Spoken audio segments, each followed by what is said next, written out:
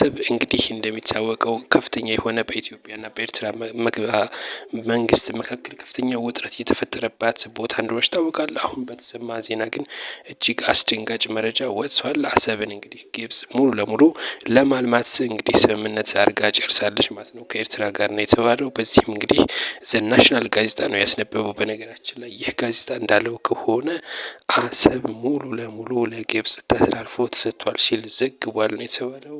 በዚህም እንግዲህ አሰብን ግብጽ ታለማለች የተባለው እንደዚሁም ደግሞ የጅቡቲን ወደብም ግብጽ እንደምታለማ የተነገረው። ይህ የሁለቱ ስምምነት በበርካታ ሚዲያዎች ያልተነገረበት ድብቅ እንግዲህ ስምምነት ነው የተባለው። ብዙ ሚዲያዎች አላራገቡትም ነው የተባለው።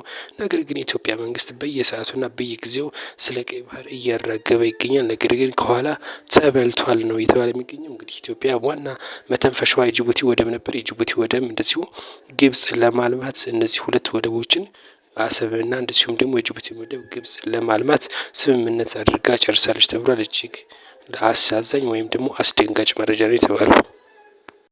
ቀጣዩ መረጃ የሚሆነው ደግሞ የአማራ ክልል ምክር ቤት ነው። 11ኛ መደበኛ ጉባኤውን ማካሄድ የመጀመሪያው ሲነገረው አማራ ክልል ምክር ቤት 6ኛ ዙር 5ኛ ዓመት የአማራ ክልል ምክር ቤት ስድስተኛ